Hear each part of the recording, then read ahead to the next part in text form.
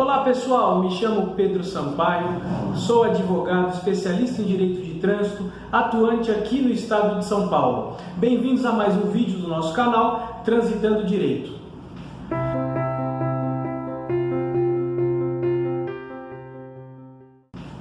No vídeo de hoje nós falaremos sobre notificação. O que é a notificação? A notificação é o momento em que o condutor, o proprietário, toma ciência de que contra ele foi instaurado um processo de suspensão, um processo de cassação, ou que houve o cometimento de uma infração de trânsito.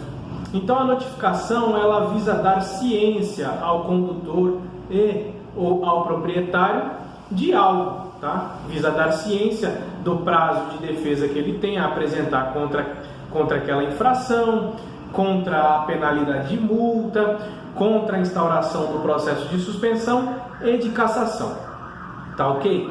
Então, pro assunto de hoje, verifiquem o artigo 282 do Código de Trânsito. Também temos o artigo 4º, parágrafo 1º, da resolução 619 de 2016 do CONTRAN. Esta resolução trata sobre o processo de defesa e recurso de multas. E verifiquem também o artigo 10, parágrafo 3º da resolução 723 de 2018 do CONTRAN. Esta trata sobre o processo administrativo de suspensão e cassação. Tá ok? De início, é interessante que vocês se atentem que o Código de Trânsito, o artigo 282, ele diz que a notificação ela deve ser feita por via postal ou qualquer meio tecnológico hábil que assegure, pense bem, grife isso, assegure a ciência daquele ato, certo? Então, não basta que seja emitida essa notificação de qualquer forma. É necessário que o condutor, o infrator, o proprietário, ele seja assegurado que ele recebeu aquela notificação. Ou seja, a administração tem que ter certeza que a pessoa recebeu aquela notificação. Tá? Ao contrário disso, tá? A resolução 619, ela diz o quê? Que é a resolução que trata de defesa de autuação e recurso de multa. Tá? Ela diz que a notificação ela é considerada válida pela mera expedição, se ela for postal, tá? Pela mera expedição do documento ao órgão responsável por entregar essa notificação. Então, por exemplo, houve aí uma infração de cunho estadual, aí o Detran emitiu a notificação. E o fato dele entregar essa notificação para que o correio entregue ao condutor, ao proprietário, já é considerado como válido. Então, nesse caso, não importa se o condutor recebeu, ou se o proprietário recebeu ou não. Se o Detran, no caso, ou se fosse um órgão municipal, qualquer um deles, prove que ele expediu essa notificação e entregou para o correio, já é considerado válido. Tá? É estranho por quê? Porque o Código de Trânsito diz que tem que ter ciência, tem que assegurar ciência. E de que forma se assegura a ciência aí numa carta?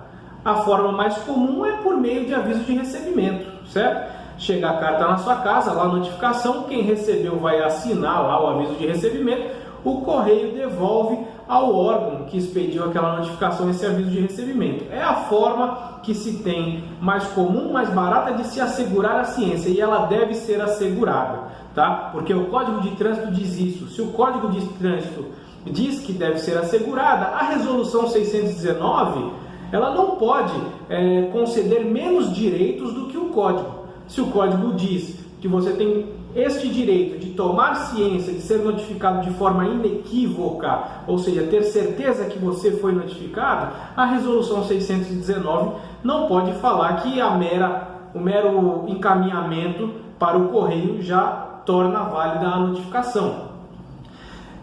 A resolução 723, que trata do processo de suspensão e cassação, ela já foi mais assertiva. Por quê? Ela é de 2018, eu acho que ela observou aí o que o Código de Trânsito diz e ela tem que estar de acordo com o Código de Trânsito. Então, ela no seu artigo 10, parágrafo 3º, ela diz também que a notificação da suspensão ou da cassação do processo, ela deve também ser feita de forma postal, preferencialmente, ou qualquer meio tecnológico hábil que assegure também a ciência, tá? Então, assegurar a ciência é a frase-chave aí, tá? Então, por que no processo de suspensão e cassação existe isso, no de multa não existe?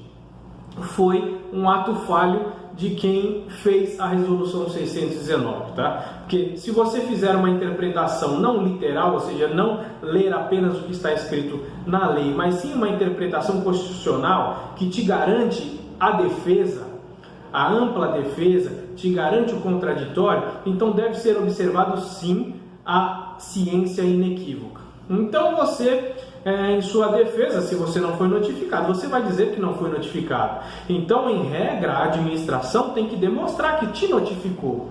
E como ela tem que fazer isso? Pela ciência inequívoca. Ela tem que ter documento hábil lá que mostre que você foi notificado. Ou seja, o aviso de recebimento é o mais comum, tá? Aqui em São Paulo, eu vejo algumas decisões, principalmente da Justiça, que desconsideram esse aviso de recebimento e consideram que essa mera expedição para o correio já é considerada válida, porque eles dizem que o correio é muito confiável. Então, se expediu para o correio, quer dizer que foi entregue. Agora, em outros estados, por exemplo, no Paraná, Rio Grande do Sul, não. Existem decisões revertendo a validade daquela multa, daquela suspensão, daquela cassação, porque não existe o aviso de recebimento, ou seja, não houve a ciência inequívoca.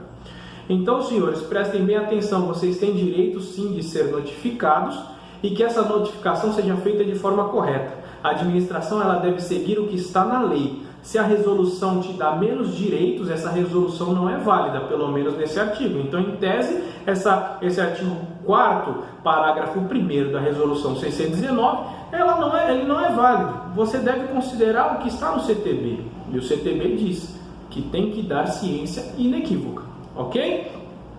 Por hoje, é isso que eu tinha para falar. Se gostou desse vídeo, se inscreva em nosso canal, acione as notificações para cada vez ter mais conteúdos. Muito obrigado, um forte abraço.